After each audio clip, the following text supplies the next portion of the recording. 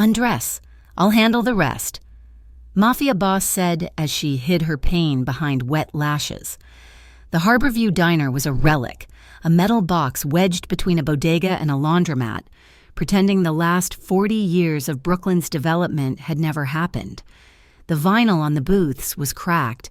The air smelled perpetually of burnt coffee and fried onions, and the fluorescent lights hummed a weary, buzzing tune. For Savannah Blake, it was a sanctuary. At 28, Savannah moved with the careful economy of someone much older, someone who had learned that drawing attention only ever led to pain. She worked the late shift, a quiet figure drifting between the Formica tables. Marge and Sal, the aging couple who owned the place, had given her the job, and, more importantly, the small, stifling room above the kitchen, a cot, a sink, and a lock on the door. It was the most security she'd had in 3 years. She was gentle, her voice barely above a whisper when she confirmed an order, and visibly guarded. Her co-workers, especially Marge, worried. It was August, the kind of thick, wet New York summer that made the pavement steam. Yet Savannah never wore short sleeves. Her pale gray waitress uniform was always buttoned at the cuff. Her sleeves rolled down tight to her wrists. "Honey, you look peaked," Marge said one sweltering Tuesday, fanning herself with a menu. "Why don't you go roll those sleeves up before you faint from the heat?" Savannah's hand instinctively went to her left wrist, a protective gesture. She flinched, though Marge was a foot away. "I'm just cold. Marge, the air conditioning is high." Marge's eyes softened with a pity Savannah couldn't stand. The air conditioning had been broken since June. Everyone knew about the bruises she tried to explain away with clumsiness or walking into a door, but no one pushed. They just looked sad, and Savannah continued to hide, surviving paycheck to paycheck, nursing the deep, invisible injuries left by the man she had finally fled.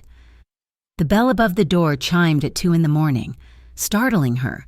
The diner was empty save for a lone trucker nursing a milkshake. 3 men walked in. They didn't belong. The first 2 were mountains in expensive suits, their eyes scanning the room, the exits, and the kitchen door before they stepped aside. The man who walked between them was different. He was not large, but he consumed the space. He wore a black suit tailored so perfectly it seemed molded to his frame. His dark hair brushed back from a face that was all hard angles and shadows. He moved with a predator's silence, an unnerving stillness. He slid into the back booth, the one that faced the door. His men took the adjacent booth, their backs to him, watching the street. Savannah picked up a fresh pot of coffee, her heart thumping a dull, heavy rhythm against her ribs. She smoothed her apron, pulled her sleeves down further, and approached. "What can I get you?" Her voice was thin. The man looked up. His eyes were dark, not black, but a deep, unreadable brown. They held no warmth, only an assessing weight. "Coffee, black." His voice was low, a gravelly rumble that seemed to vibrate in the air. Her hand trembled as she poured. She focused on the rising liquid, on the dark stream hitting the white ceramic. As she set the heavy mug down on the table, her hand brushed the saucer. Her left sleeve, damp from wiping the counter, had ridden up, 1/2 inch. Exposed on the pale skin of her wrist was a dark, viciously purple bruise, vaguely shaped like fingers. His gaze dropped. It rested on the bruise for a single, searing second before lifting to her face. Savannah froze. She waited for the question, the sneer, the pity, but he said nothing. He just watched her. She yanked the sleeve down, her face burning hot with shame, and practically fled, refusing to meet his eyes. He was Dante Romano, a name whispered in respect and fear in this part of Brooklyn. He was a boss, a man known for his quiet dominance and a ruthless, unbending code. He protected his own, and he had an infamous intolerance for men who hurt women and children. He said nothing to his men. He drank the coffee, left a $50 bill for a $2 cup, and left as silently as he'd arrived. Dante returned the next night. Same time, same booth, this time. Savannah's nerves were stretched thin. She was jumpy, exhausted, and her hands were shaking so badly she'd already dropped a plate in the kitchen. "Coffee," he ordered again. not looking up from his phone. She poured it, her entire focus on not spilling, on not letting her sleeve ride up. She set it down successfully and turned to leave, her breath held tight in her chest. A trucker leaving the restroom had pushed his chair out, and in her panicked haste, Savannah didn't see it. She tripped over the metal leg. Lurching forward, she cried out, catching herself with both hands on the dirty linoleum floor. The tray she'd been holding clattered, spinning across the room. The impact of the fall, the brutal stop against the floor, shoved both of her uniform sleeves straight up past her elbows. The diner fell silent. Sal, at the grill, froze with his spatula in the air, under the buzzing fluorescent lights. Her arms were a roadmap of her private hell. It wasn't just the wrist, it was a constellation of agony. Dark purple and black marks, new and angry. Older, fading yellow and green bruises. A distinct, horrifying handprint high on her left forearm. Savannah squeezed her eyes shut, waves of humiliation and nausea washing over her. She couldn't breathe. She heard the sound of the booth squeaking. When she opened her eyes, Dante Romano was standing over her. He didn't offer a hand, he didn't speak, he just looked. His gaze was intense, analytical, moving from the bruises on her arm to her face, which was now streaked with silent tears. He wasn't looking at her like a victim. He was looking at her like evidence. A muscle in his jaw clenched, a tiny, furious jump. Savannah scrambled to her feet, yanking her sleeves down so violently she nearly ripped the fabric. She didn't look at him, couldn't look at anyone. She grabbed the tray and ran to the kitchen, locking herself in the pantry, pressing her forehead against the cool metal shelf as sobs racked her body. That night, she huddled on her cot in the room upstairs, the sounds of the diner winding down below. She had just finished tracing the largest bruise on her hip, a deep, aching mark Trevor had left with his belt, when her old phone vibrated. She kept it hidden in her boot, turned on silent. She should have thrown it away, but she was terrified of what he would do if he thought he couldn't reach her. She fished it out, her blood running cold. A new text message. From Trevor Grant. It had been 3 months since she'd escaped. 3 months of looking over her shoulder. The text read, "Did you miss me, baby? Long sleeves in summer? Real smart. I see you." The phone slipped from her numb fingers. He had found her. The sanctuary was breached. The lock on her door suddenly felt like paper. Down in the street. Half a block from the diner, Dante Romano sat in the back of his black sedan. He stared at the darkened window of the room above the kitchen. Nico, his driver and most trusted man, sat in the passenger seat, waiting. "The waitress," Dante said, finally, his voice flat. "Boss, the bruises, they aren't from falling down. Find out who she is. Find out who she's running from. Find out who is leaving marks on her."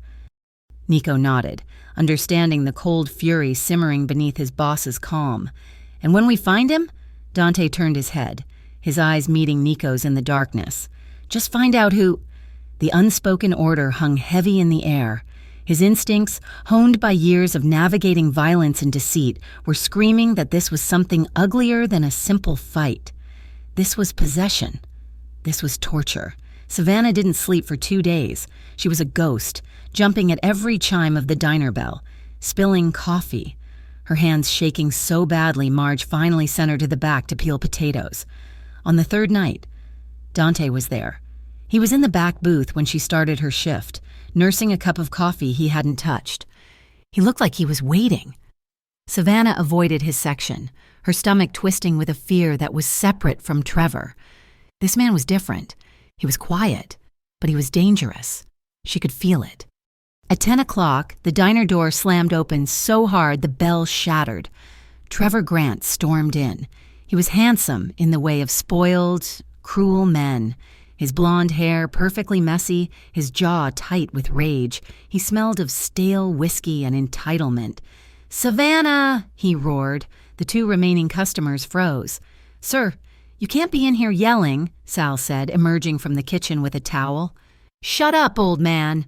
Trevor scanned the room and his eyes locked on Savannah, who was trying to disappear behind the pie counter. He crossed the diner in 3 long strides. Before she could react, he grabbed her by the wrist, the one with the freshest bruises, and yanked her forward.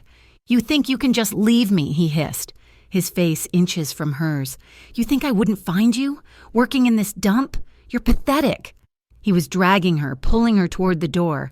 Savannah was frozen, her mind blank with the sheer, paralyzing terror of the nightmare repeating itself. From the back booth, Dante Romano rose. He didn't rush. He moved with a deliberate, lethal calm. His 2 men, who had been at the counter, were suddenly at the door, blocking it, turning the lock. Trevor didn't notice. He hauled Savannah outside onto the dark sidewalk, shoving her hard against the brick wall. "You are coming home. Now, let her go." The voice was not loud. It was low, calm, and carried the absolute authority of death. Trevor spun around, still clutching Savannah's arm. Dante stood 3 feet away, his hands loosely at his sides, his suit jacket unbuttoned. "Who the hell are you?" Trevor sneered, pulling Savannah tighter. "Her new protector? Get lost." Dante looked at Savannah. She was crying, her body rigid with humiliation, her eyes screwed shut. Then he looked at Trevor's hand, wrapped around her bruised wrist. "I won't say it again," Dante said. Trevor laughed. "Or what?" He raised his other hand to strike Savannah. "This isn't your business." Dante moved. It was not a fight. It was a dissection. He didn't go for Trevor's raised hand. He seized the wrist that held Savannah. He didn't punch. He squeezed, applying precise, anatomical pressure. A sickening, wet crunch echoed in the night air. Trevor screamed, a high, thin sound, his grip on Savannah vanishing instantly as the bones in his wrist fractured. Dante didn't stop. He shoved Trevor back against the wall. Trevor, howling, tried to swing with his good hand. Dante caught that arm, twisted it, and slammed Trevor's head into the brick. Once, a solid, heavy thud. Trevor didn't pass out. He slid down the wall, dazed, cradling his broken hand, sobbing in pain. Dante crouched, straightening his cuff. He leaned in, his voice a whisper that was more terrifying than Trevor's screams. "She is not yours. If I see you on this street again, if you text her, if you even think her name, I will finish what I just started. The next time, you will not walk away." Dante stood, turning his back on the whimpering man as if he no longer existed. Savannah was hyperventilating.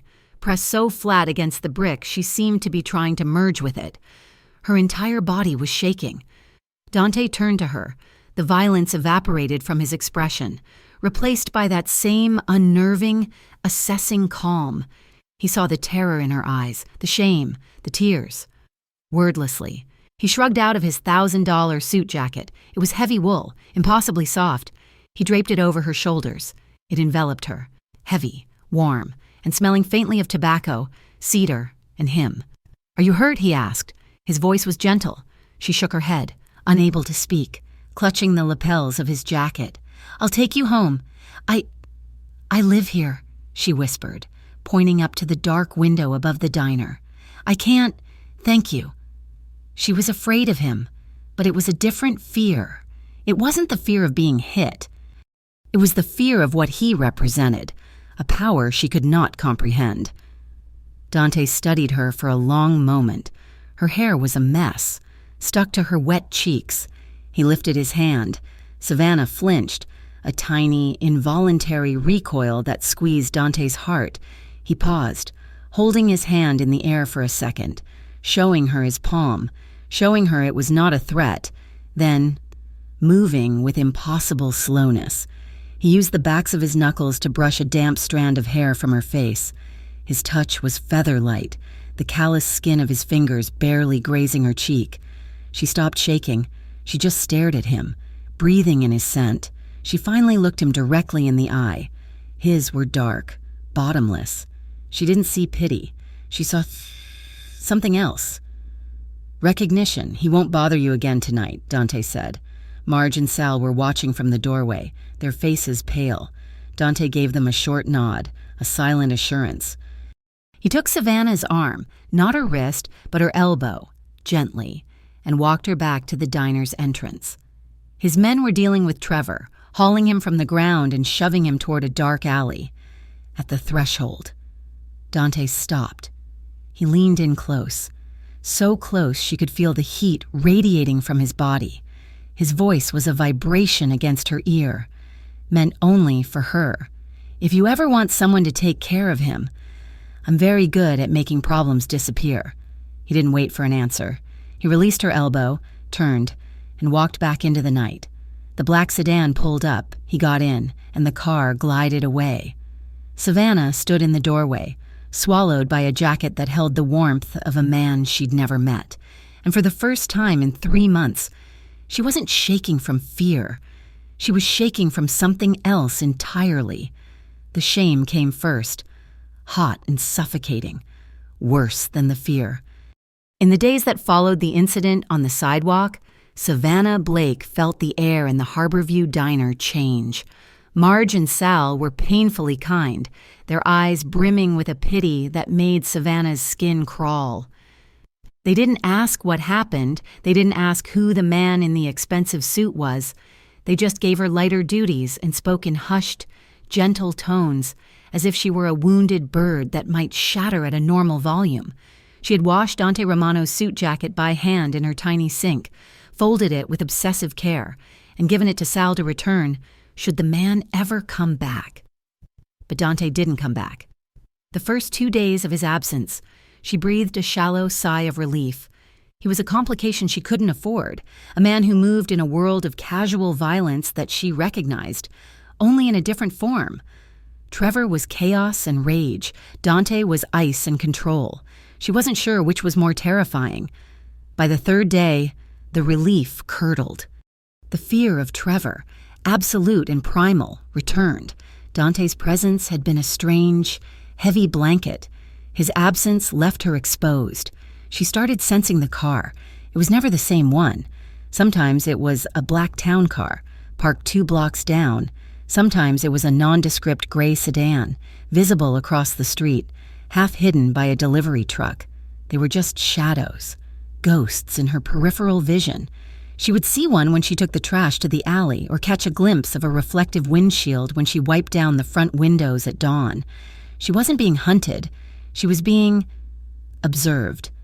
She tried to avoid him, the man who was both there and not there. She kept her head down, worked double shifts, and hoarded the few dollars she made, her mind racing with one thought: run again, but where? She had no money, no one. This diner was the end of the line. One evening, during the lull between the dinner rush and the late-night drinkers, she was refilling the salt shakers. Her apron, stiff with starch and grease, felt wrong. There was a lump in the pocket. It wasn't tips. Her fingers closed around a small, square envelope. It was thick. Heavy cardstock. Her blood went cold. She looked around. Marge was in the back.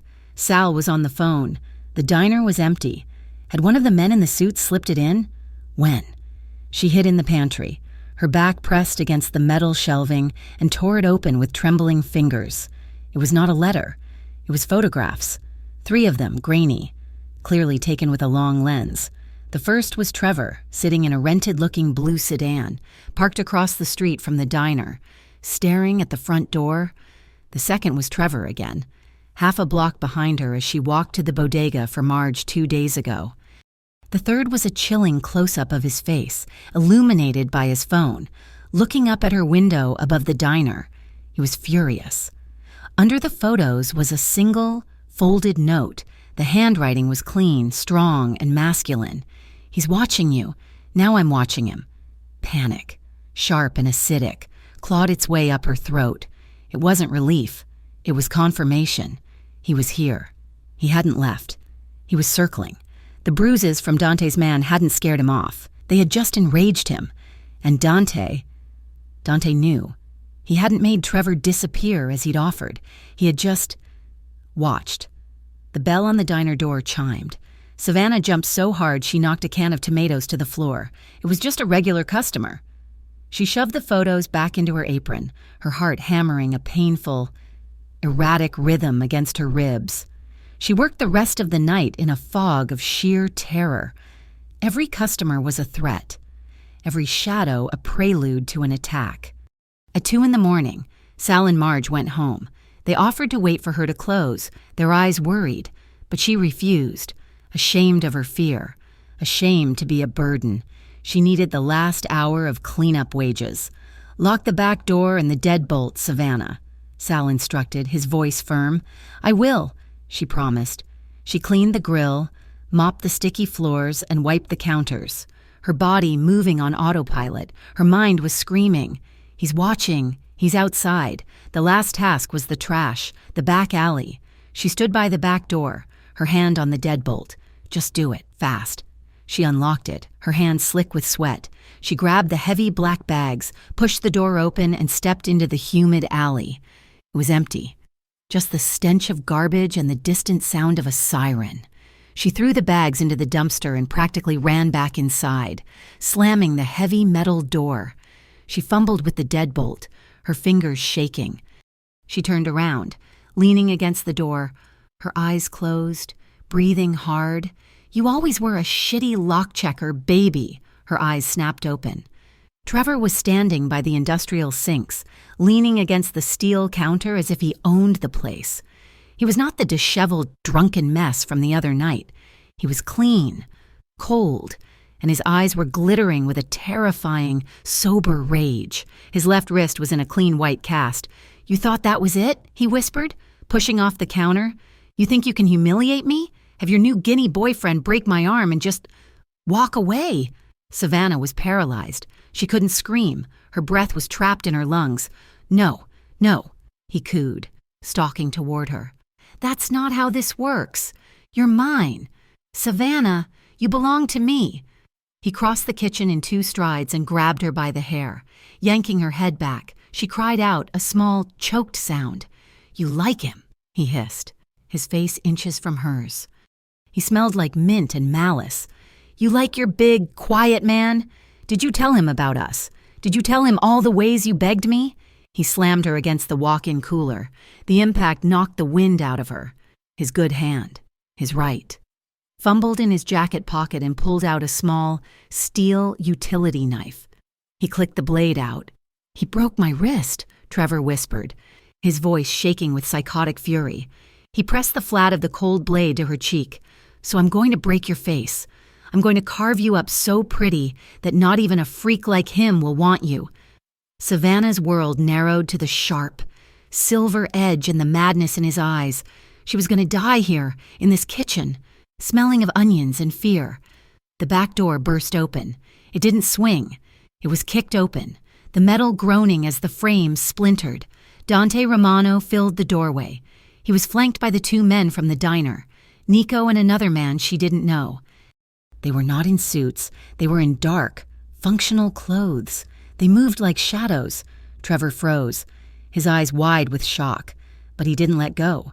He tightened his grip on her hair and dragged the blade of the knife, pressing it against the skin of her throat. "Get back!" Trevor screamed, his voice cracking. "I swear to God, I'll cut her. I'll kill her right here." Dante stopped. His face was a mask of cold, controlled fury. He didn't look at Trevor. He looked at Savannah, his eyes locked on the blade at her throat. A muscle in his jaw jumped. "You won't," Dante said. His voice was flat, devoid of emotion. "Try me," Trevor shrieked. Panicked, Dante took a slow, deliberate step into the kitchen. "Let her go. I'll kill her," Dante nodded to Nico, who was to his left. Nico took a loud, sharp step toward the sinks. Trevor's head instinctively twitched toward the sound. It was all Dante needed. He moved. It was not a rush. It was an explosion. He closed the 8 feet between them in a single, blurring motion. Trevor tried to yank Savannah back, to bring the knife up. Dante didn't go for the knife. He didn't go for the cast. He struck Trevor in the throat with the web of his hand. Trevor's scream died in a wet, gagging cough. His hand flew to his neck, his grip on Savannah vanishing. The knife clattered to the floor.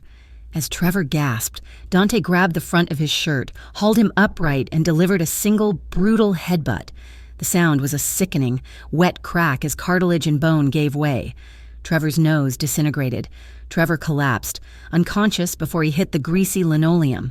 A spreading pool of dark blood immediately forming under his head. The entire thing took less than 3 seconds. The kitchen was silent. Save for the sound of Trevor's gurgling breath and Savannah's ragged sobs. Dante didn't look at the man on the floor. He turned to Savannah, who had slid down the wall, her legs unable to hold her. She was clutching her throat, hyperventilating. He crouched in front of her, his own breathing perfectly steady. "Are you cut?" His voice was low, rough. She shook her head, unable to speak, tears streaming down her face. Dante's eyes were dark, scanning her, checking for injuries. He saw the red line on her throat where the blade had been pressed, but no blood. He looked at his men. "Handle this." Nico and the other man nodded. Nico pulled out a phone to make a call, while the other man nudged Trevor with his boot, checking if he was still a threat, before grabbing a fistful of his hair and dragging him toward the alley. Dante turned back to Savannah. He held out a hand. She stared at it. "You're not safe here," he said. It was not a question. He slid one arm under her knees and the other behind her back, scooping her up from the floor as if she weighed nothing. She was too weak, too shocked to protest. She just buried her face in the fabric of his shirt, inhaling the scent of cedar and smoke, and let out the sobs she'd been holding for 3 years. He carried her out the front door of the diner. A black armored sedan was waiting, the engine purring. He got in the back, still holding her, and the car pulled away from the curb, leaving the diner, her tiny room, and Trevor behind. The penthouse was like a tomb, all glass and steel and black leather. It overlooked the city from a height that made the bridges look like toys. It was cold, silent, and terrifyingly beautiful. Dante carried her through the apartment, his footsteps silent on the marble floor. He set her down on her feet in a bathroom that was larger than her entire apartment. "Shower," he said. It was a command, but his voice was quiet. "Get the dirt off. There are clothes in the master closet. Find something." He turned to leave, but paused at the door. He looked back at her trembling frame, her tear-stained face, her ruined uniform. "Lock the door," he said, his voice softer. "You're safe in here." He closed the door, leaving her alone. The sound of the latch clicking echoed in the massive room. For a moment, Savannah just stood there. Then her legs gave out. She slid down the marble wall. She stared at her reflection in the vast mirror, the red mark on her throat, the fingerprints on her arms, the fading yellow of older bruises. She turned on the shower, the water scalding hot, and stepped under the spray. Her uniform still on. The water beat down on her, washing away the smell of the diner, the smell of Trevor's cologne, the grime of the kitchen floor. The adrenaline fled, and the pain came crashing in.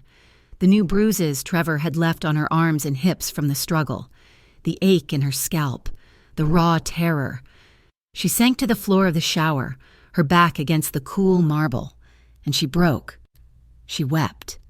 Not quiet, pretty tears, but ugly, gulping, racking sobs that tore from her chest. She cried for the years she'd lost, for the woman she used to be, for the terror of the last hour, and for the helpless, overwhelming humiliation of it all. She didn't hear him approach the door. She didn't hear him stand outside. His voice cut through the sound of the water, low and resonant, vibrating through the wood. "Savannah!" She froze, her breath hitching. He heard the change in her crying, the sudden, terrified silence. He waited a beat. "Undress. I'll handle the rest." It wasn't a threat. It wasn't a proposition. It was a promise. It was an order to let go, to cede control of her pain. He would take the burden. She stayed in the shower until the water ran cool. She was numb, trembling. She got out, wrapped herself in a towel that felt like a cloud, and walked into the adjoining master closet. It was all him. Rows of black and gray suits, a wall of shoes. On a shelf, stacks of soft black t-shirts. She pulled one on. It fell to her mid-thigh, smelling of him, clean and warm. She left the robe. It was too intimate. She unlocked the bathroom door and stepped out. He was waiting. He was sitting on a low bench by the wall, a small, dark glass jar in his hand and a first aid kit open beside him. He had taken off his jacket. He didn't say anything. He just looked at her, then patted the spot on the bench next to him. She sat, her muscles rigid, her skin still damp. She clutched the hem of the t-shirt. He didn't speak. He opened the jar. The scent of arnica and herbs filled the air. He dipped 2 fingers into the dark, thick salve, his gaze fixed on the angry red line on her throat. He looked at her. His eyes were not asking for permission. but he was waiting for her to deny him.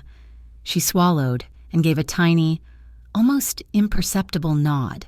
His touch was impossibly gentle. His fingers, calloused and warm, barely brushed her skin as he applied the salve to her throat. His touch was slow, clinical, respectful. He moved from her throat to the bruises on her collarbone. The ones she knew were forming from where Trevor had slammed her against the cooler.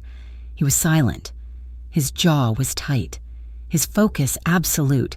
He wasn't looking at her. He was looking at the marks. His expression darkening with a contained fury that was all for her. He took her left arm. He didn't grab it. He placed his hand under her elbow and lifted it, turning it under the light. He saw the fingerprints. He gently, silently, applied the salve, covering every mark. It was the most intimate touch she had ever known. It was not sexual. It was tender. It was an act of care so profound, so unexpected, that it broke through her shock. A single tear rolled down her cheek. He saw it. His fingers stilled. He didn't wipe it away. He just held her arm for a second longer, then gently placed it back in her lap. He finished with her other arm, closed the jar, and stood. "There's a guest room," he said, his voice gruff. "This way." The guest room was as luxurious as the rest of the apartment. She slid under the high thread count sheets, and for the first time in 3 years, she didn't check the lock on the door. Sleep wouldn't come. The bed was too soft, the silence too complete. After an hour, she slipped out of the room. The penthouse was dark, lit only by the sprawling, glittering lights of the city. She padded down the hall and saw the balcony doors were open. He was there, leaning against the railing, a cigarette burning in his hand. He was shirtless. His back was a landscape of taut muscle, and she could just make out the faint, silvery lines of old scars. He must have heard her. He turned. His chest was broad, defined, his skin pale in the moonlight. He wasn't looking at her body. His eyes were locked on her face. She walked toward him, pulling the t-shirt tight. "Thank you," she whispered. Her voice was hoarse from the crying, from the screaming. He took a long, slow drag from the cigarette. The cherry glowing red. He blew the smoke out into the night air, away from her. "I didn't do anything yet," he replied. The words hung in the air. Breaking his nose was nothing. That wasn't the retribution. That was just the removal. She stood in front of him, close enough to feel the heat radiating from his skin. She was so tired of being scared. She was drawn to this man, to the safety he represented, a safety that was as dangerous as the threat. She lifted her head. His gaze dropped to her mouth. He lowered his head, his eyes searching hers, waiting. She was almost there, almost, but it was too much, too fast. He was a stranger. He was a killer. He was her savior. She broke the gaze, turning her head away, a blush of shame and confusion heating her cheeks. I should try to sleep." He didn't move, but she felt the intensity of his gaze lessen. He took a step back, giving her space. As she turned to leave, he said, "Savannah." She stopped. He walked to a drawer in the living room, took out a small, black burner phone, and walked back to her. He took her hand, the one that wasn't bruised, and pressed the phone into her palm, closing her fingers around it. He leaned in, his voice a low, deadly promise that vibrated through her. "Next time he touches you, I won't stop at his nose." Returning to the Harborview Diner was one of the hardest things Savannah had ever done. After 2 days hidden in the silent, sterile luxury of Dante's penthouse, the diner felt both like a foreign country and the only home she had. Dante had driven her back himself, in the daylight. He hadn't asked her if she wanted to go back. He had simply stated that Nico had cleaned up the kitchen and Sal and Marge were expecting her. When she'd walked out of the guest room, dressed in her own laundered uniform, which one of his men must have retrieved from her tiny room, she'd found him waiting by the elevator, a fresh cup of coffee in his hand for her. She took it, their fingers brushing. His was a touch that didn't demand, only offered. "Trevor is gone?" she'd asked, her voice small. "He is being processed," Dante said, his voice flat. "Assault, breaking and entering. He made bail. a high one, which he posted immediately. Savannah's blood ran cold. "He's out?" "He is," Dante said, his eyes locking on hers. "But he won't come near you. He knows the consequences. You are safe." She wanted to believe him, but safe was a word that had lost all meaning for her. He was right, in a way. The moment they pulled up to the diner, she saw it.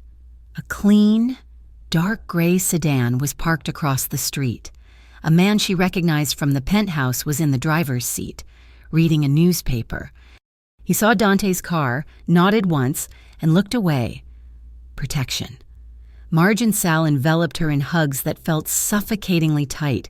They didn't ask where she'd been. They didn't ask about the police report Nico had apparently helped them file, which vaguely mentioned an ex-boyfriend and a restraining order. They just looked at her with eyes full of fear and pity, and it was that pity that made her feel like a pariah.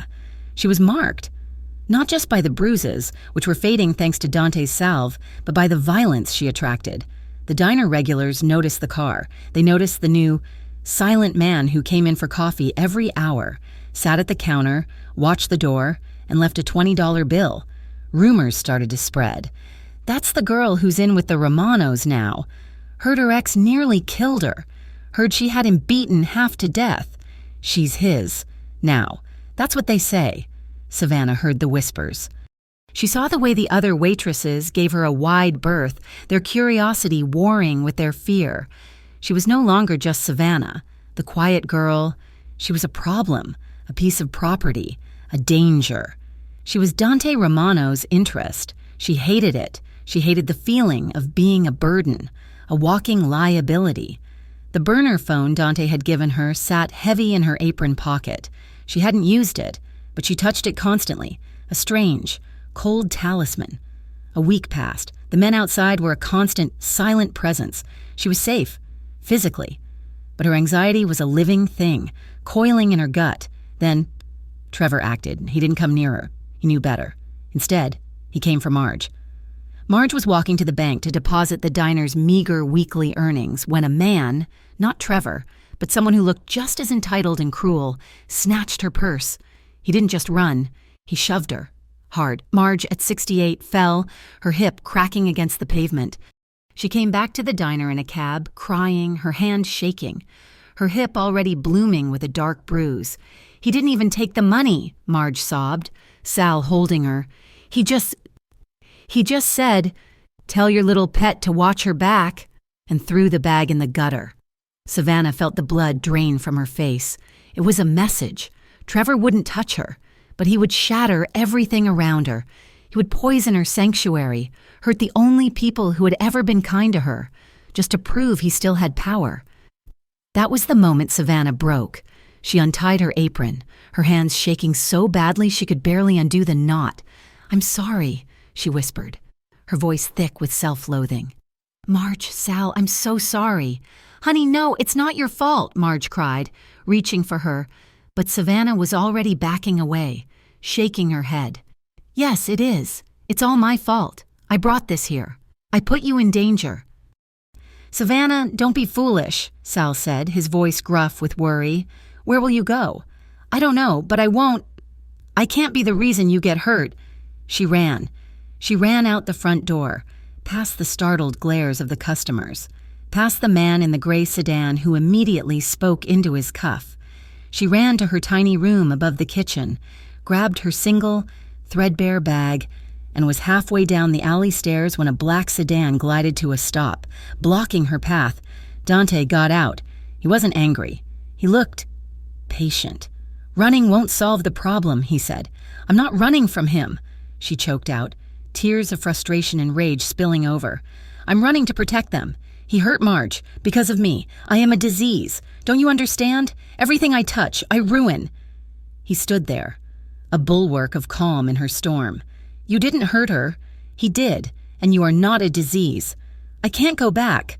I quit." She wiped her face, leaving a streak of grime.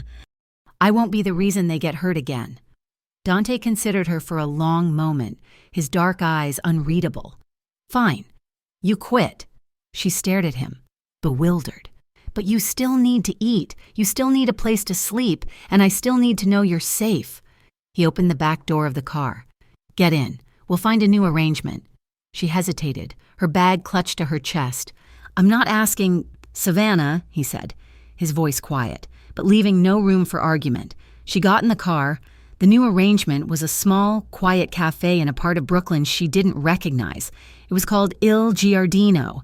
It was all warm wood, soft lighting, and the smell of fresh espresso and basil. It was the opposite of the harbor view. You want me to work here? She asked, overwhelmed. I own it, he said simply, as if that explained everything. It's quiet. It's secure.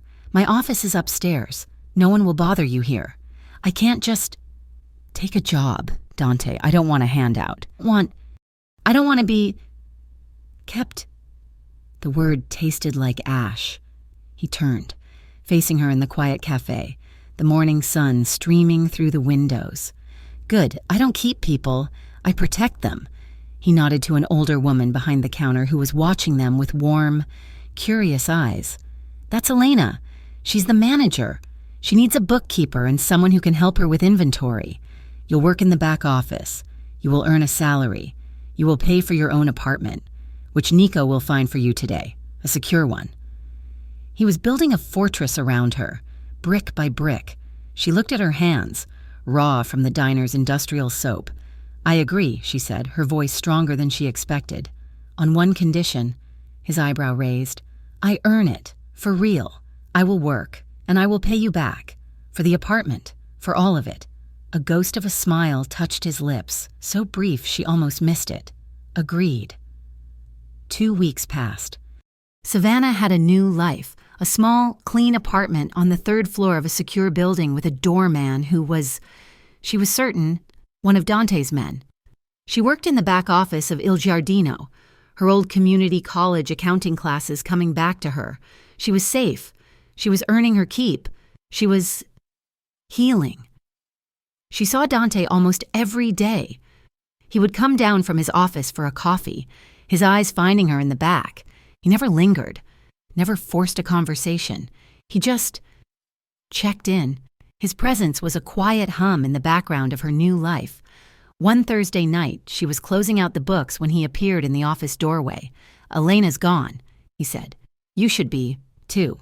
Almost done, she murmured, ticking off a final column. Leave it. He didn't move. I'm having dinner. Join me. It wasn't a request. She looked up, her heart giving a strange little jump. Here? Upstairs, on the roof. He led her up a private staircase she hadn't known existed. It opened out onto a vast rooftop garden, a hidden world above the city. String lights were woven through a trellis of ivy, and a small table for two was set in the center, surrounded by terracotta pots of herbs and small lemon trees. There was no security, no Nico, no armed guards, just them, the candlelight, the scent of basil and night-blooming jasmine, and the distant, muffled sound of the city below. This is beautiful, she whispered. He pulled out her chair, a gesture of old-world courtesy that felt both natural and jarring. He poured her a glass of deep red wine. It's where I come to think, he said, taking his own seat. No one else comes up here. He had cooked, a simple pasta, a fresh salad. They ate in a comfortable silence, the tension of the last few weeks melting away in the warm night air. He asked her about the cafe, about the books. She asked him about the lemon trees. It was normal. Dangerously normal. Why? She asked finally, swirling the wine in her glass.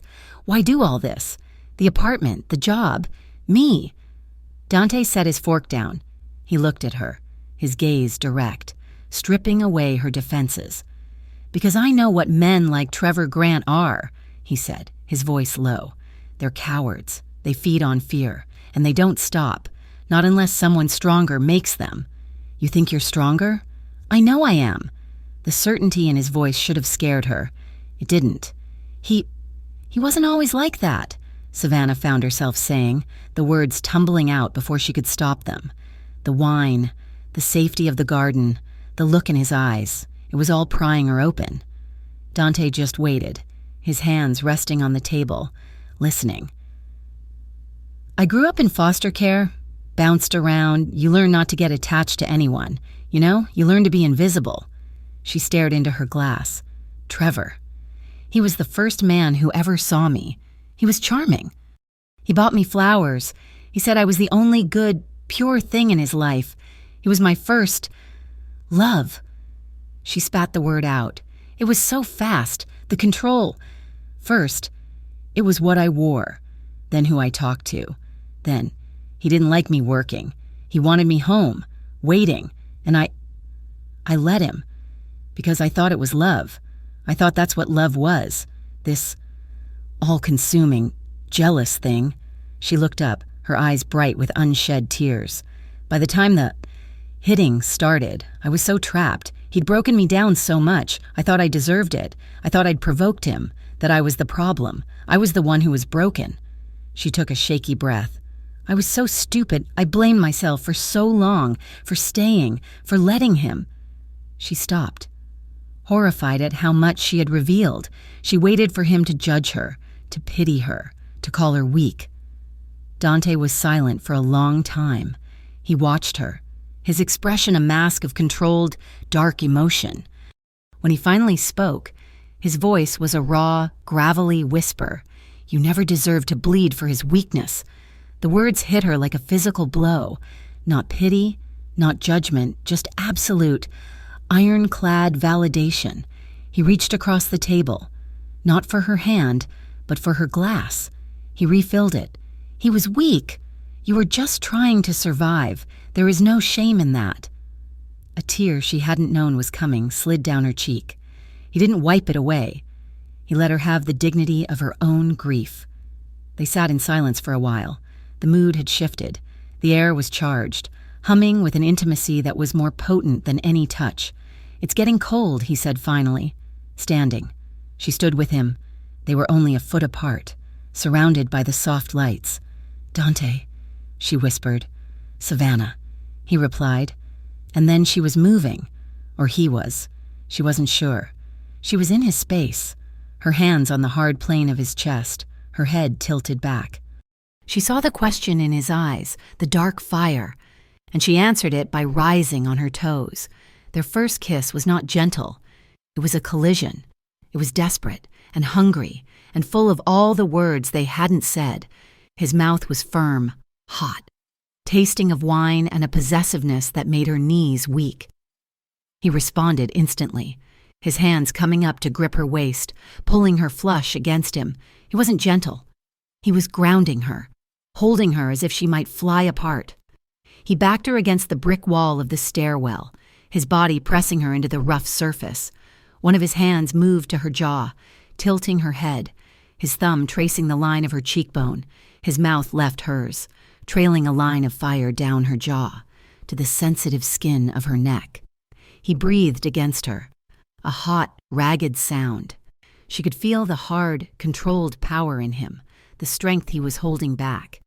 She arched into him, her fingers clenching the fabric of his shirt, her own body trembling with a need she hadn't known she still possessed. He was right there. He was going to take her, right here on the roof, and she wanted him to... And then he stopped. He froze, his body rigid. He rested his forehead against hers, his breath coming in hot, pained gasps.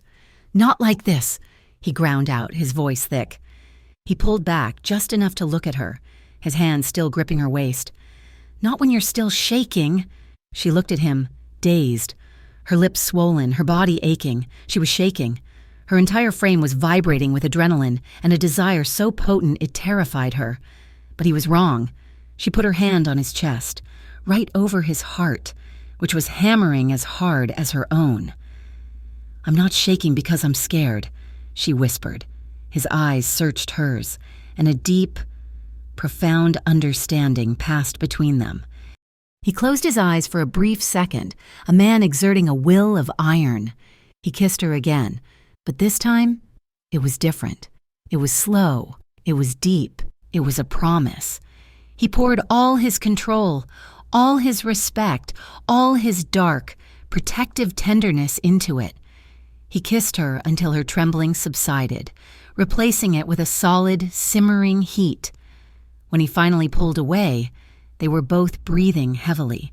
"Go to bed, Savannah," he said, his voice a rasp. "Where will you sleep?" she asked, her voice just as unsteady. "On the couch." She went to his penthouse. This time, she didn't go to the guest room. She went to his. She slid into his bed, into sheets that smelled of him, cedar, soap, and that faint, clean scent that was just Dante. She fell asleep in seconds, a deep, dreamless sleep, the first true rest she'd had in years. Hours later, she woke to a small noise. The apartment was dark. She padded into the living room. Dante was asleep on the long, black leather couch. He was too big for it, one arm hanging off the edge, his dark hair mussed. He was still in his clothes from dinner, and clutched in his hand, resting on his chest, was the burner phone, the phone she had never called, because he had never given her the chance to need it. He had fallen asleep holding it, waiting for a call for help that he had already made sure would never have to come. The silence from Trevor Grant lasted for 3 weeks. In that time, the world reformed itself around Savannah. The first week, the silence was a held breath, a tense, coiled thing where every footstep behind her, every car door slamming, was a prelude to an attack. The second week, the silence was a void, a hollow space that she began to, tentatively, furnish with a new life. By the third week, the silence was a scar, still tender, but no longer an open wound. Her routine became a quiet, steady rhythm. She would wake in her own apartment, a small, clean, one-bedroom that was hers, paid for by her, and walk the 6 blocks to Il Giardino in the crisp morning air. She would work in the back office, the scent of espresso and Elena's basil tomato sauce wafting in. The numbers in the ledgers were clean, logical, and absolute. They balanced. They made sense. They were the opposite of the life she had known. Elena, the cafe's manager and a woman with kind, knowing eyes, taught her the inventory, and then, seeing Savannah's quiet competence, began to trust her with the daily specials. Savannah found she had a knack for it, a small, creative spark she thought had been extinguished long ago. And then there was Dante. He was not a suitor. He was not a boyfriend. He was a presence. The couch in his penthouse remained his bed, though she still slept in his. It was an unspoken, delicate arrangement.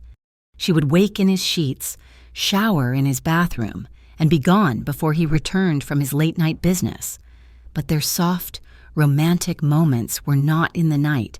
They were in the spaces between. They were in the way he'd appear in her office doorway at Il Giardino at 3 p.m, a small, perfect cappuccino in his hand, setting it on her desk without a word, his fingers brushing hers as she took it. They were in the quiet dinners on the rooftop, which became a weekly, then bi-weekly, ritual. They'd talk about the cafe, about the city, about anything but the violence that had forged their connection. One evening, he brought a stack of financial binders to the rooftop. "I need your eyes on this," he said, pushing one across the table. "These numbers don't add up. My people are too close to it. They see what they want to see. I need someone who just sees what's there." She opened the binder. It wasn't a business. It was a foundation. The Brooklyn Haven Project. She scanned the expenses, the donations, the outrageous billing for simple repairs. "They're robbing you," she said quietly, her finger tracing a vendor line. "This company, they've charged you 3 times for the same drywall repair, and this food supplier, the cost is inflated by at least 40%. Dante watched her, a strange, unreadable expression on his face. "You're sure?" "I'm positive. I saw Marge and Sal wrestle with these invoices for years. I know what things cost." She looked up, her brow furrowed. "What is this place? The Brooklyn Haven Project?" "It's a shelter," he said, his voice low, "for women and children, a place to go when they have nowhere else to run." Savannah's breath caught. She looked at him, really looked at him. This man of violence, this quiet king of a dark world. He was a breaker of bones, but he was also a builder of sanctuaries. "Why?" she whispered. Dante looked away, out over the city lights, his jaw tight. My mother. She knew a woman, a long time ago. She had nowhere to go, no one to step in. It didn't end well. I don't like when things don't end well. He turned back to her. Fix it. Fix the books. Go there. Tell me what they need. He was giving her a new kind of power. She went the next day. The shelter was a nondescript brick building, clean, secure, and run by a woman named Maria, who had the same wary, iron-willed look Savannah saw in her own mirror. At first, she just worked on the books, but soon, she found herself in the common room, listening. The stories were all different, yet all the same. A husband with a temper, a boyfriend with a jealous streak, a system that had failed them. One afternoon, a new woman was brought in, rail thin, with a black eye and a tremor in her hands that Savannah recognized instantly. The woman was drowning in the shame, in the paperwork, in the fear. Savannah sat down next to her. The first few days are the worst, Savannah said, her voice soft. The woman looked up, her eyes wide with terror.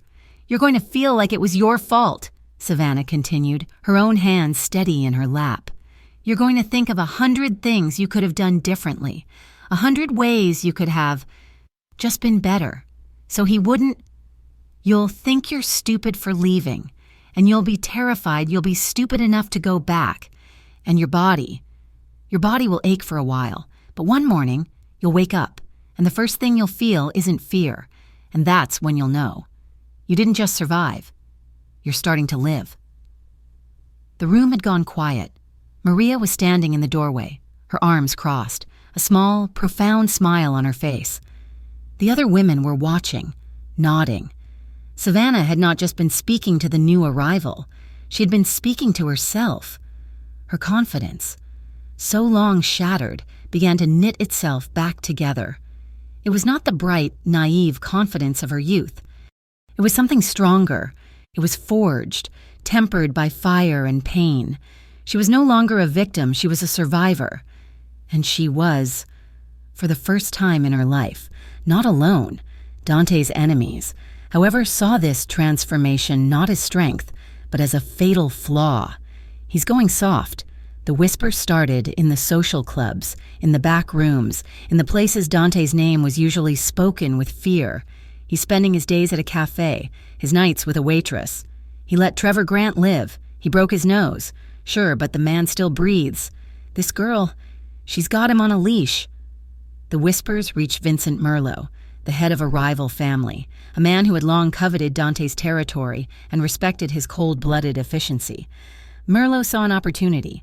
The photos appeared in a gutter-press tabloid, one that Merlot's family owned. They were grainy, taken from a distance. One was Dante, his hand on Savannah's back, guiding her into Il Giardino. Another was them on the rooftop, blurred, her face tilted up to his head bent toward hers. The headline was simple and devastating. Dante's doll. Rivals say the boss has a new weakness. Nico brought him the paper, his face a mask of cold fury. Dante looked at the photos, his expression unchanging. He read the headline, he read the article, which was full of snide implications about the bruised little bird who had caged the eagle. Then, very slowly, he tore the paper in half, then in quarters, and dropped it into the trash. They call her a weakness, Nico said, his voice a low growl. They think you should have hidden her. She is not to be hidden, Dante said. His voice was quiet, but it was the quiet of a nuclear reactor. She's to be seen. They want to call her a weakness. I will show them she is my strength. He looked at Nico. The annual Children's Hospital Gala? It's next week. Yes, boss. I'm attending, and I'm bringing a guest. Send the invitations out for my after party. Everyone. I want Merlot there.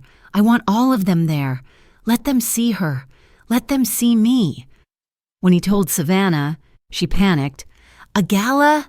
Dante, no, I can't. Those people, the papers, they're right. I am a weakness. I'm putting a target on you. They were in his penthouse. He came to her, taking her hands. His were warm, solid. You are not a target, Savannah. You are a fortress. They don't understand you.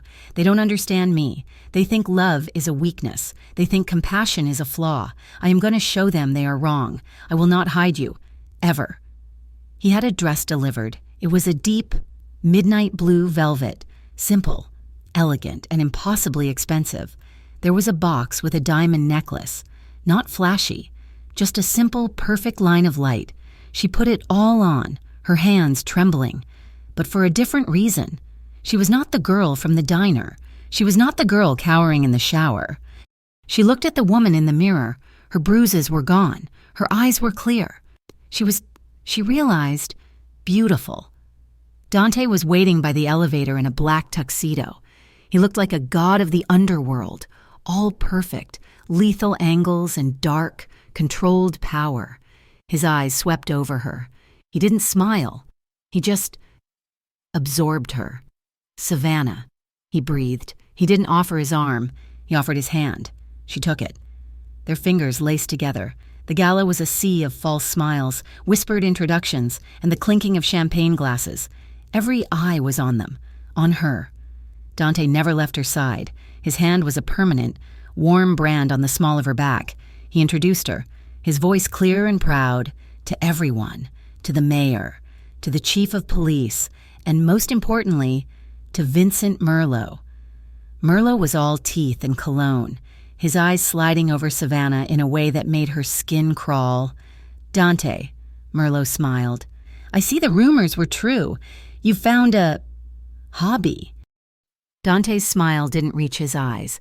He pulled Savannah a fraction of an inch closer. "Vincent, this is Savannah Blake. She runs my foundations. She is, as you can see, exceptional." He didn't call her his partner. He didn't call her his woman. He called her exceptional. He gave her power, not just his, for the rest of the night. No one looked at her with pity. They looked at her with respect, and with a new, healthy dose of fear. They left early, the tension and adrenaline humming between them. The ride back to the penthouse was silent. Their hands clasped so tightly on the seat between them, their knuckles were white. The moment the elevator doors opened to his apartment, the silence broke. He didn't push her against the wall. He didn't kiss her desperately. He just led her to the center of the living room, the city lights sprawling out below them, and turned to face her. "You were magnificent," he said, his voice raw. "We were," she whispered. She was no longer the girl shaking on the roof. She was the woman from the gala. She was the woman from the shelter. She was his, and he was hers. She lifted her hands, her fingers trembling, and for the first time, she initiated. Her hands went to his bow tie, fumbling with the knot. He stood perfectly still, his dark eyes burning, watching her. "Are you sure, Savannah?" he whispered, his own hands at his sides, his control absolute. "I've never been more sure," she said. The tie came undone. Her hands moved to the buttons of his shirt, her knuckles brushing the hard plane of his chest. He was trembling. Or maybe she was. He broke his stillness. His hands, so large, so capable of violence, came up to her face. His thumbs traced her cheekbones, his gaze full of a raw, aching tenderness she had never seen. "I don't want to break you," he whispered. "You won't," she said, meeting his gaze. "You're the only one who ever put me back together. That was all he needed." He kissed her. It was not the desperate, hungry kiss from the roof. This was slow, deep, and unhurried. It was a vow. It was a prayer. It was a claiming. He unzipped her dress, the velvet pooling at her feet. He undid the clasp of the diamonds, his fingers warm on her neck. He stripped her bare, not with his hands, but with his eyes, worshipping every inch of her. Then he lifted her, his arms scooping her up as easily as he had that night in the diner. But this time, she wasn't a victim. She was a prize. He laid her on the cool, soft sheets of his bed. He didn't rush. He took his time, undressing for her, his eyes never leaving hers, showing her every part of him, his scars and his strength. He came to her, covering her body with his. He was heavy and warm and safe. "Tell me to stop," he whispered against her mouth. "Don't," she breathed. Their lovemaking was not a fire. It was an ocean. It was deep and slow and powerful. It was trembling touches and whispered reassurances. His hands were everywhere, learning her, mapping her skin. His mouth teaching her that a touch could be a healing, not a hurting. He was so careful, so tender, watching her face for any sign of fear, but there was no fear. There was only this. Only him. When he finally entered her, she arched to meet him, a small, breathless cry escaping her. It was a sound of homecoming. He moved slowly, deliberately, holding her gaze, connecting their souls. He was showing her, with every unhurried, possessive, and tender thrust, that she was his, that she was safe, that she was cherished. The release, when it came, was not a shattering, it was a dissolving. She dissolved into him, into the sheets, into the night, her body clenching his, her mind blissfully, beautifully blank. She came undone, and in the quiet aftermath, lying in his arms, his heart thudding steadily against her ear, the tears came, not the hot tears of shame, not the terrified sobs from the shower. These were different. They were quiet and cleansing, a release of 3 years of pain, of fear, of self-loathing. Dante felt her tears on his chest. He tensed, pulling back, his face instantly shadowed with worry. "Savannah, did I hurt you?" She looked up at him, her eyes luminous, and smiled. A real, radiant smile. "No," she whispered, her voice thick. "No, it's just, I'm free." The worry on his face was replaced by a look of such profound, gut-wrenching relief that it made her heart ache. He gathered her close, his arms a steel band around her. He cupped her face, his thumbs wiping away the last of her tears, his forehead pressing against hers. "No man will ever hurt you again," he vowed, his voice a low, sacred oath in the darkness of the room. "Not while I breathe." Miles away, in a dark, smoky office, a different kind of vow was being made. Trevor Grant, his nose heeled into a crooked, ugly line, sat across from Vincent Merlot. He humiliated her, Merlot said, tapping a cigar on a crystal ashtray. He paraded her around like a trophy. "She's his prize." "She's a whore," Trevor spat, his hand clenching. "She was my whore." Yes, Merlot said, waving his hand in dismissal. "And now she's his." But a man who has a prize like that, he's a man who has something to lose. He thinks he's shown his strength. What he's really shown is his weakness. He leaned forward, his eyes glittering. "You, my friend, are going to be the one to prove it." In Savannah's new apartment, in a box in the back of her closet, her old dead cell phone lay buried under a sweater. That night, it received a new message, a voicemail, Trevor's voice. No longer charming, no longer raging, but cold and reptilian and sane. "Hope you're enjoying your fancy new cage, baby, but I'm coming." The high of the gala, the triumph of standing by his side as an equal, lasted less than 12 hours. It was replaced by the cold, creeping reality of the morning papers. Vincent Merlot's tabloids had not been kind. Where the gala attendees had seen strength, Merlot's writers painted a picture of obsession. "Romano's hostage?" one headline sneered, next to a photo of Dante's hand on her back. "Boss risks empire for bruised waitress." But it was not the papers that broke her. It was the looks, the way Dante's men who had previously looked at her with a respectful, professional distance, now watched her with a new, unwelcome anxiety. They saw her as a liability, the trigger for their boss's uncharacteristic public displays. She saw it in Nico's eyes, a flicker of doubt, a subtle assessing gaze that said, "Are you worth the war you are causing?" Savannah felt the old, familiar shame rise like bile. She was the problem again. She was the one who was too much trouble, the one who caused the fights, the one who would ultimately be the reason for the ruin. She was the bruise. She began to pull away. It was subtle at first. She stopped going to the penthouse, telling Dante she was too busy at the shelter, that the books were a mess. She would take his calls, but her answers were short, clipped. When he came to the cafe, she would find a reason to be in the storage room. She stopped sleeping. She was reverting. The old, terrible instincts of survival taking over. Don't be a burden. Don't be seen. Don't be the cause of the pain. The new, confident woman who had walked into the gala was gone. In her place was the ghost of the Harborview diner, wringing her hands, checking over her shoulder. Dante let it go for 3 days. On the 4th, he came not to the cafe, but to her apartment. It was late, after midnight. She was sitting in the dark, and she knew he was there before he even knocked. She knew because the man he kept stationed in the lobby had called him. She was, as always, watched. She opened the door. He stood in the hallway, his suit immaculate, his face carved from shadows and exhaustion. "You're avoiding me," he said. It was not an accusation, but a fact. "I'm tired. Dante, the shelter is a lot of work." "You're lying." He walked past her into the apartment, not waiting for an invitation, and he didn't turn on the lights. He stood by the window, the city lights painting him in silhouette. "You're not here. Not with me. You're in this room, but you're 1,000 miles away. Where are you?" She wrapped her arms around herself, the t-shirt and sweats she was wearing a poor substitute for the armor of his presence. "They're right," she whispered, the words tearing out of her. "Who?" "All of them, the papers, your men, Merlot." "They are fools," he said, his voice a low growl. "They see what they want to see. They see the truth." Her voice cracked, rising with a desperate, hysterical edge she hated. "They see that I'm a target. I'm the thing they can use to hurt you. At the gala, that was not a triumph.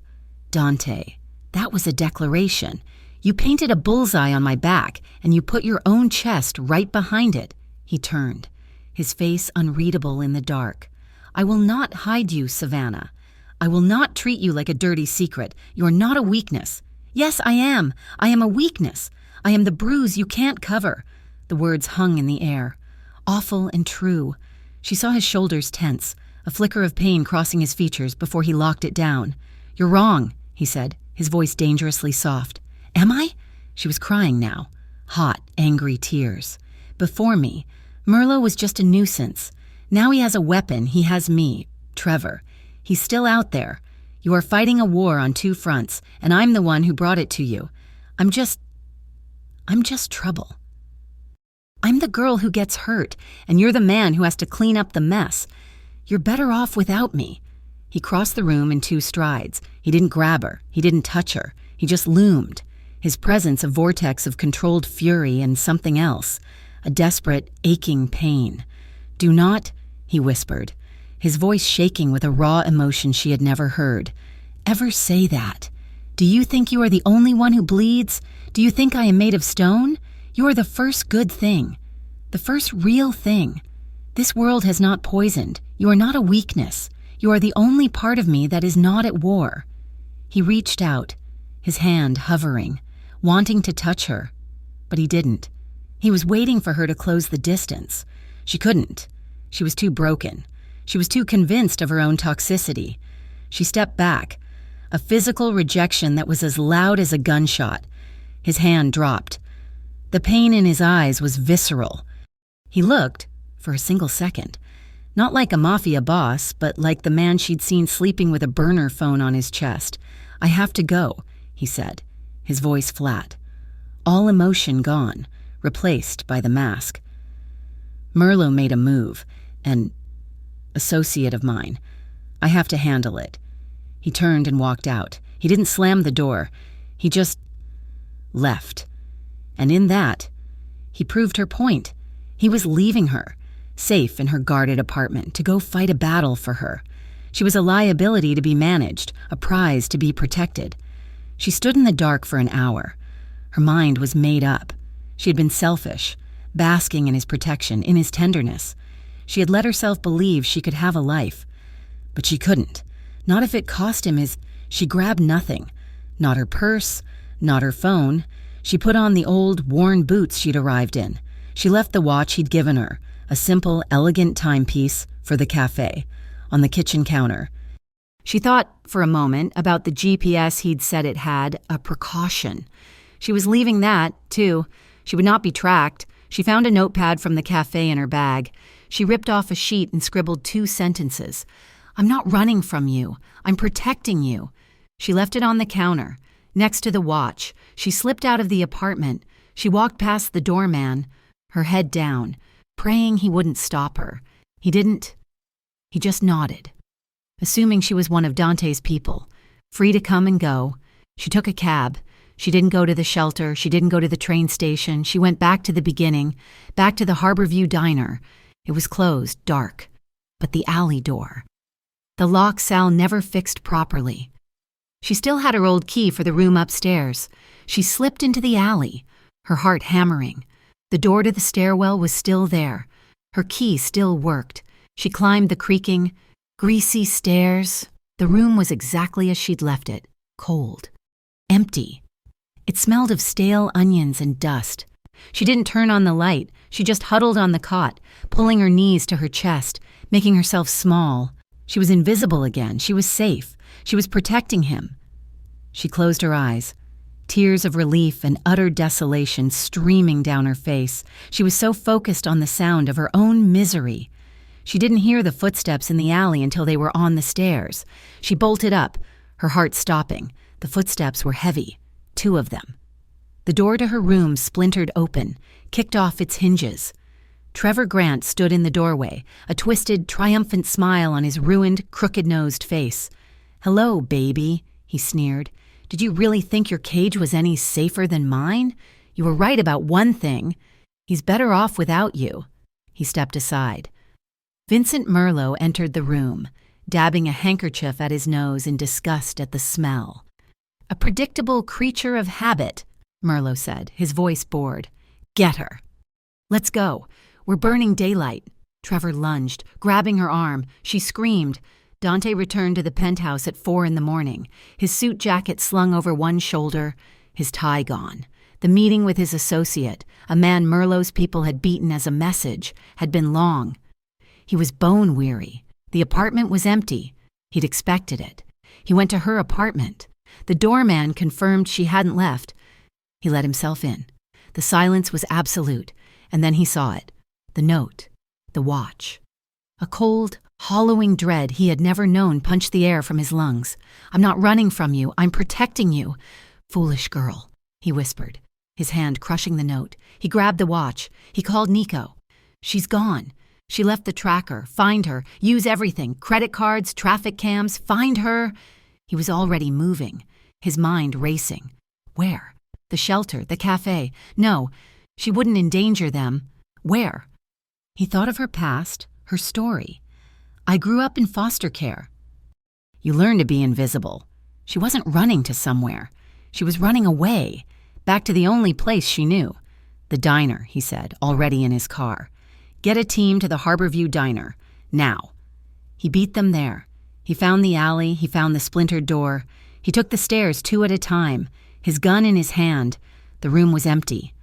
A cold wind blew through the broken doorway.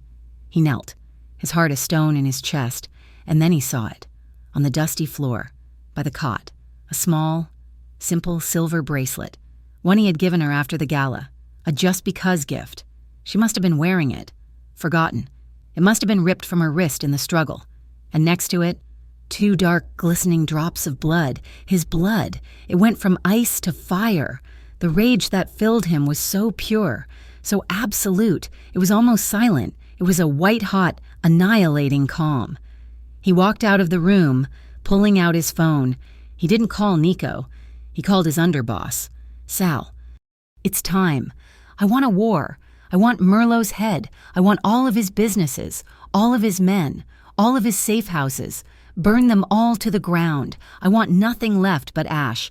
I am invoking the old laws. No quarter, no mercy." There was a stunned silence. "Boss, for what?" Dante looked at the drops of blood on his finger. "For everything." He hung up and dialed Nico. "Where are my men?" 2 minutes out, boss." Dante looked at the bracelet. He didn't need the watch. He had put a tracker in this, too. He was a paranoid, careful man. He had never told her. He pulled up the app, a red dot, blinking, moving steadily toward the Red Hook waterfront. "Too late," Dante said, getting into his car. "They're at the old naval warehouse. Block the exits. All of them. No one gets out. and get me a line of sight." The warehouse was vast, cold, and smelled of rust and the East River. Savannah was tied to a metal chair, the ropes cutting into her wrists. Her lip was split, the source of the blood in her old room. Vincent Merlo was smoking a cigar, looking bored. Trevor was pacing in front of her, his face a mask of ecstatic, psychotic rage. "He's not coming, is he?" Trevor taunted. "He's probably relieved. One less problem, right? One less whore to clean up after." Savannah lifted her head, her hair matted with dust. She spat a small amount of blood at his feet. "He's not like you, Trevor," she whispered, her voice hoarse. "You're weak. You always were. You hit women because you're too afraid to fight a man. He's not afraid of anything." "Shut up!" Trevor's face purpled. "He's not a god. He's just a man who is going to watch you die." "He's not," Merlo said, his voice dry. He was looking at his phone. "He's here.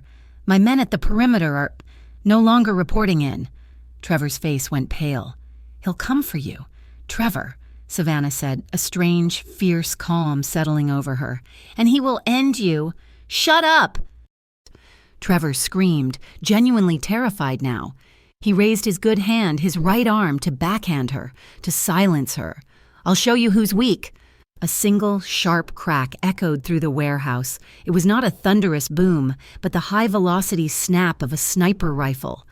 The air next to Trevor's head exploded. A bullet fired from a dark, broken window 200 yards away, slammed into the steel beam an inch from his ear, showering him with concrete dust and splinters. Trevor screamed, falling backward, clutching his face, and then the world ended. The massive, rolling steel doors of the warehouse didn't open. They were driven inward, ripped from their hinges by the front of an armored, black SUV. The vehicle slid to a stop. Dante was out before the engine died. He was dressed in black, a tactical vest over his shirt, his face a mask of pure, unholy retribution. Two of his men fanned out behind him, weapons up. "Merlo!" Dante's voice was not a yell, it was a roar. Gunfire erupted. Merlo's men, hidden in the rafters, opened up.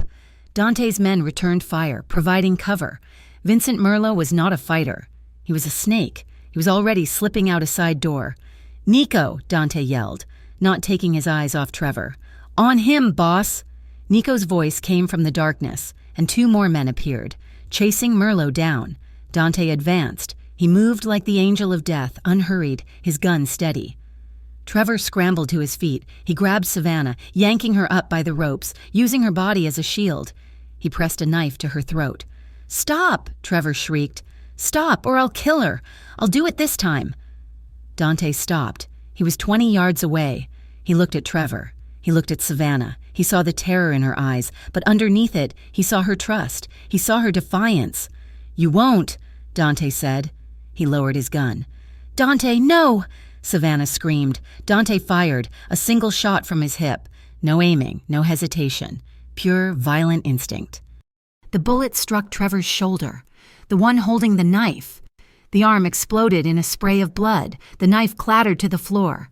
Trevor screamed, a high, thin sound, staggering back, clutching his ruined arm. Dante did not fire again. He holstered his weapon. He walked forward, his footsteps echoing in the suddenly silent warehouse.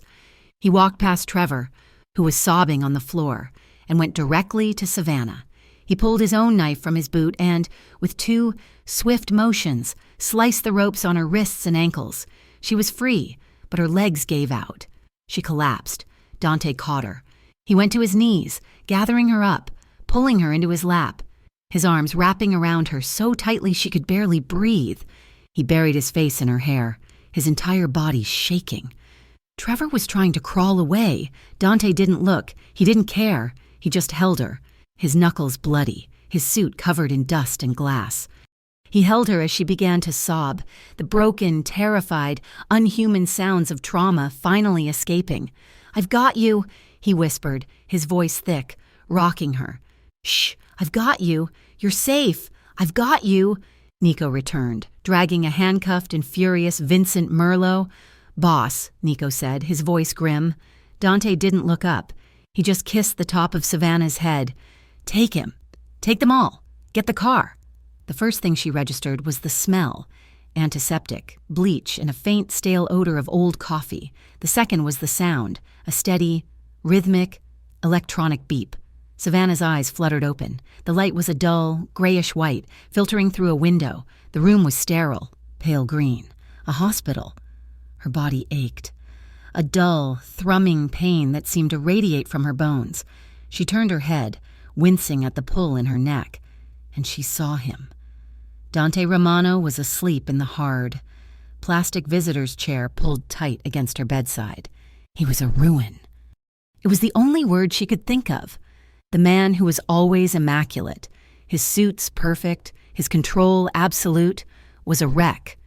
He was still in the black tactical gear from the warehouse, now covered in dust, grime, and a dark, dried blood stain on his sleeve that wasn't hers. His face was pale beneath a 2-day growth of stubble, his dark hair matted, his skin drawn tight over his cheekbones. His hand was on the bed, his fingers just inches from hers, as if he had fallen asleep reaching for her. But the most shocking thing was his face. In sleep. His iron control had vanished, his brow was furrowed, his mouth set in a line of profound, agonizing pain. He looked broken. She was the one who had done this, her foolish, terrified decision to run. Dante? Her voice was a dry, scraping sound. His eyes snapped open. Not slowly, not groggily. They snapped open, instantly alert, the dark, hunted look of a man pulled from a nightmare. He saw her. He saw she was awake, and the transformation was instantaneous. The tension, the pain, the exhaustion, it all vanished, replaced by a look of such raw, desperate relief that it stole her breath. "Savannah," he breathed. His voice was a rasp, thick with sleep and emotion. He surged forward, his hand finally closing over hers. His grip was a steel band, a desperate anchor. "You're okay," he whispered, more to himself than to her. The doctor said, "You're okay. Just exhaustion, dehydration, the cut on your lip, a few bruises. You're okay." He was visibly shaking. The most powerful, dangerous man in Brooklyn was sitting at her bedside, trembling like a leaf. She had done this. The realization was a fresh, sharp pain. "You?" she whispered, her throat aching. "You could have been killed." His grip on her hand tightened, almost painfully. He lowered his head, his forehead resting on their joined hands on the white hospital sheet. She could feel the shudder that ran through his entire body. He was silent for a long moment. When he finally looked up, his dark eyes were luminous, raw with a vulnerability that terrified and humbled her. "So could you," he said, his voice thick, "and I wouldn't survive that." It was the truth, not a declaration of love, not a poetic line.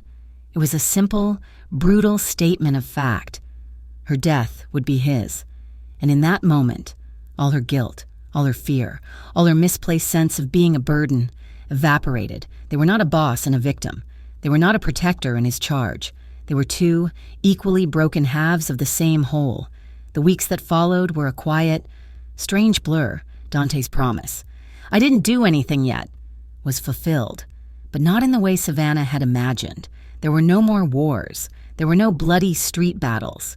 Dante's revenge was silent, surgical, and utterly devastating. While Savannah healed in the penthouse, he refused to let her go back to her apartment.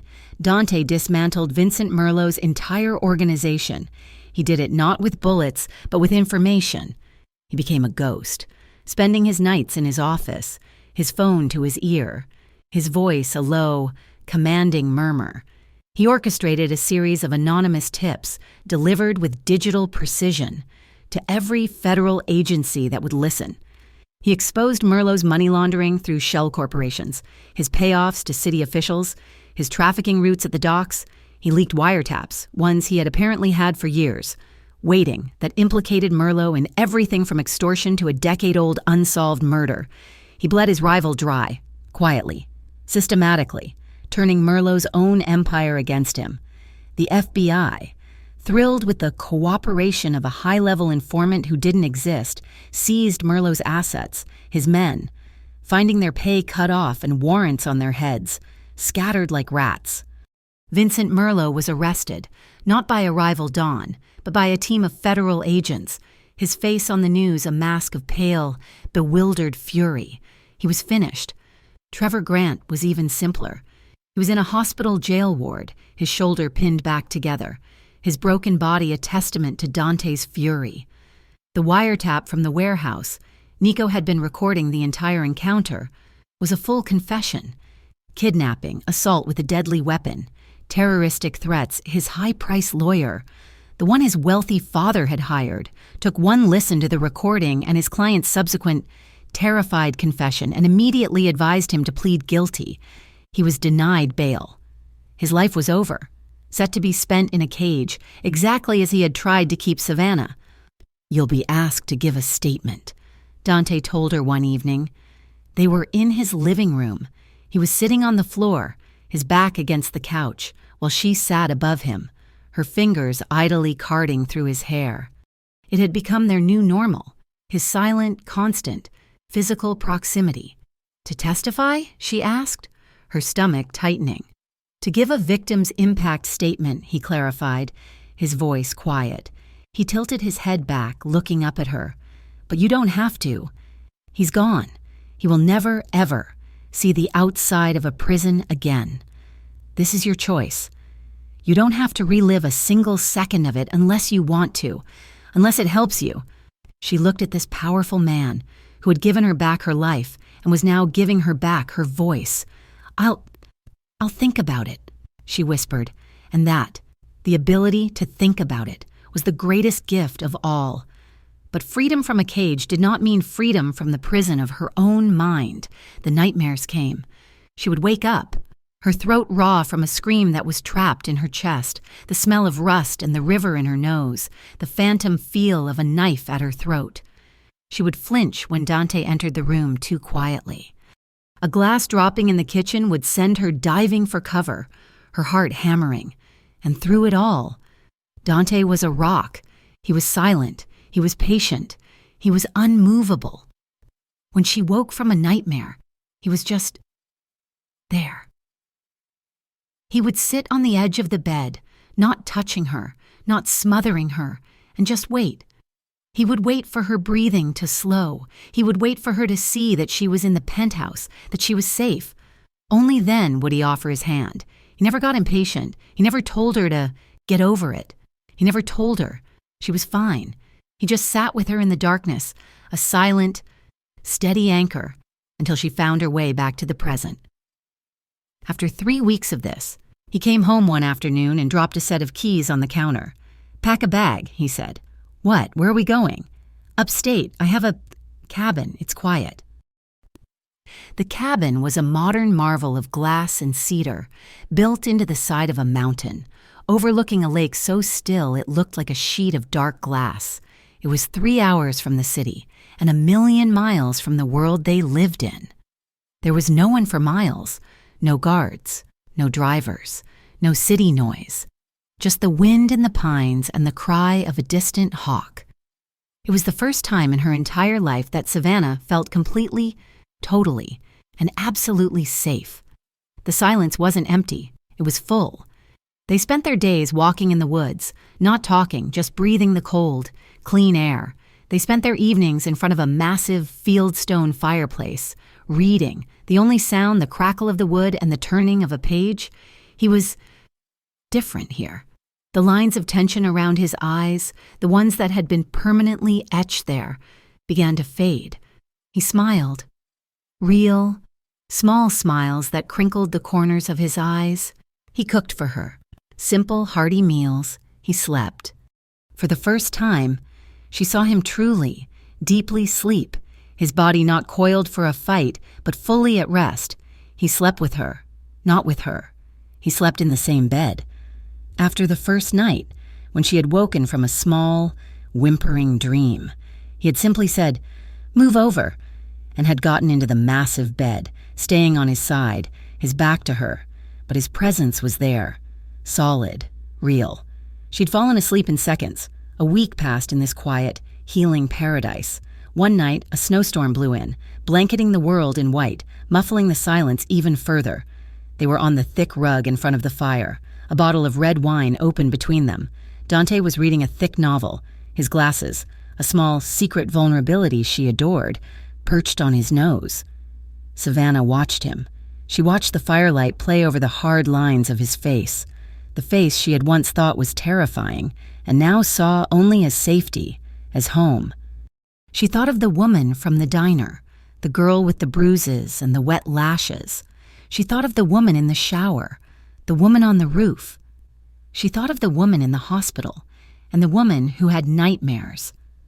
They were all her, and they were all, finally, in the past. He had handled the rest. He had taken her pain, her fear, her trauma, and he had absorbed it. He had carried it for her until she was strong enough to set it down. She was ready. She stood, her movements slow, deliberate. Dante looked up from his book, his brow raising in a silent question. She didn't speak. She just held his gaze, her own clear and steady. The firelight danced in her eyes. Slowly, she unbuttoned her flannel shirt, her eyes never leaving his. She let it drop to the floor, leaving her in a simple, soft tank top. She heard his breath catch, a tiny, sharp sound in the quiet room. She hooked her thumbs into the waistband of her leggings, and just before she pulled them down, she whispered, her voice a low, steady sound, full of a new, profound power. "You told me to let you handle the rest." She stepped out of the leggings, standing before him in only her simple, cotton underwear. She was not a victim. She was not a prize. She was a woman. His woman. "I'm ready." He was on his feet in a single and fluid motion. His book was forgotten. His glasses were gone. He crossed the small space between them, his eyes dark.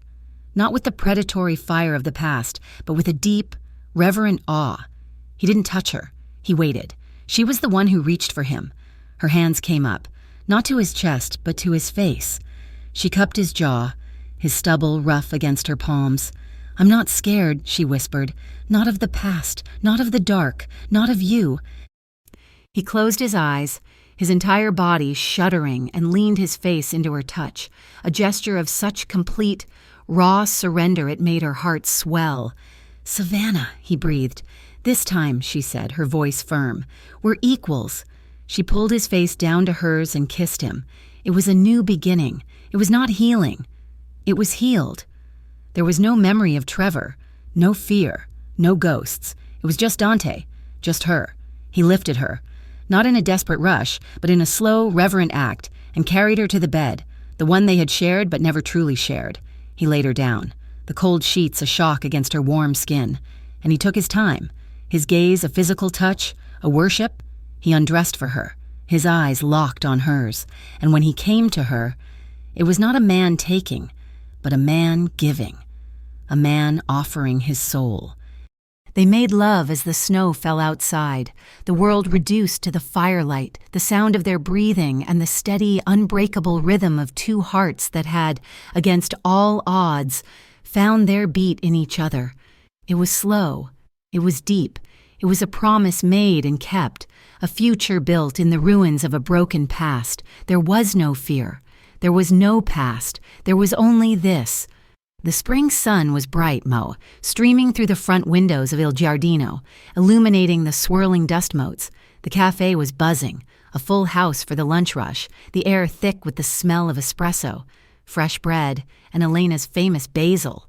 Savannah moved through the chaos with a calm, radiant energy. She was not in the back office. She was out front, a tablet in her hand, directing a new waiter, greeting a regular by name, her laughter bright and easy as she approved a new special with the chef. She wore a simple, cream-colored dress, her hair tied back in a way that was both professional and elegant. There was no trace of the girl who hid in long sleeves. Her arms were bare, her skin clear. The only mark on her wrist was the simple, elegant watch Dante had given her, from a dark, quiet table in the back corner, the one that was always reserved. Dante watched her. He nursed an espresso, his suit jacket off, his tie loose. He looked like any other businessman, taking a late lunch, but his eyes never left her. He watched her handle a complaint from a difficult customer, her voice never rising, her smile never faltering, her quiet, firm grace, de-escalating the situation in seconds. He watched her run her hand over a new, beautiful expansion of the cafe, a small bakery section she had designed, funded, and launched herself. He watched her, and the man who never smiled, the man whose face was a mask of iron, smiled. It was a small, almost imperceptible lift of one corner of his mouth, but it was there. She was radiant. She was unshaken. She was not his weakness. She was, as he'd known all along, his strength. She finished with the customer and looked up, her eyes scanning the room. They found his. She smiled at him, a bright, private, knowing smile, just for him. Dante Romano, the boss of Brooklyn, the man who was feared by all, slowly, unconsciously, lifted his hand and placed it over his heart. Thank you so much for listening to this story. I truly hope you enjoyed the journey with Savannah and Dante. It means the world to me that you're here. Please, take a moment to comment and let me know where in the world you are listening from. I love seeing how far these stories travel. If you enjoyed this, please consider subscribing to Mafia Romance Stories for more. And finally, what did you think? Share your thoughts in English in the comments below. I read them all.